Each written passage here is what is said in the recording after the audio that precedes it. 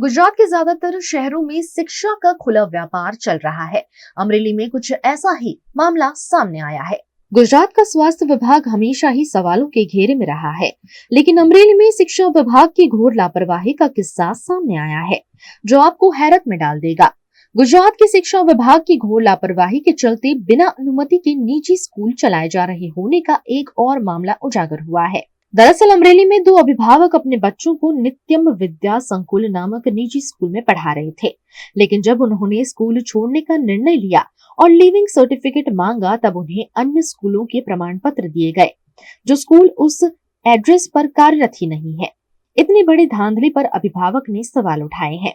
मारो दीकरो ऋषित जगदीशभाई वावड़िया अमरेली संकुल नित्यम संकुल में बेसाड़ेल तो हसमुख पटेल न्या અને મેં 6 મહિના એને અહીંયા ભણાવ્યો, પણ એને અનુકૂળતા નહોતી એટલે બાબરા મેં પાછો લઈ લીધો અહીંયા અને ત્યાંથી લિવિંગ સર્ટી કઢાવવા માટે અવારનવાર 4 વાર મેં ધક્કા ખાધા હતા. મારી ભાણકી એને મોકલ્યા હતા, પણ એને આપતા નહોતા. પણ કાલે મેં મારી કડક ભાષામાં થોડુંક જઈ અને કીધું ત્યારે મને એને લિવિંગ સર્ટી આપ્યું. એટલે એણે મને એવું કીધું કે ભાઈ તમારે તો લિવિંગ સર્ટીથી કામ છે ને, ગમે એનું હોય. મેં કીધું એમ ન ચાલે. મેં કીધું પૈસા મેં તમને ચૂકવા છે, મારો છોકરો તમારી સ્કૂલમાં ભણે છે, તો એમ કેમ? કે એ તો અમારે એવું ચાલતું હોય બધું, બરોબર છે, તો એમ ન ચાલે ભાઈ. મેં કીધું મારે તમારી સ્કૂલનું જ લિવિંગ સર્ટી જોઈએ છે.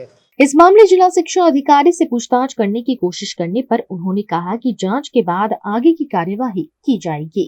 અત્યારે જે મીડિયામાં ટ્રાયલ ચાલુ છે એમાં એક સ્કૂલ નિત્યમ સંકુલ કરીને છે, એના સુમધુરનું એક લિવિંગ સર્ટી આપેલું છે.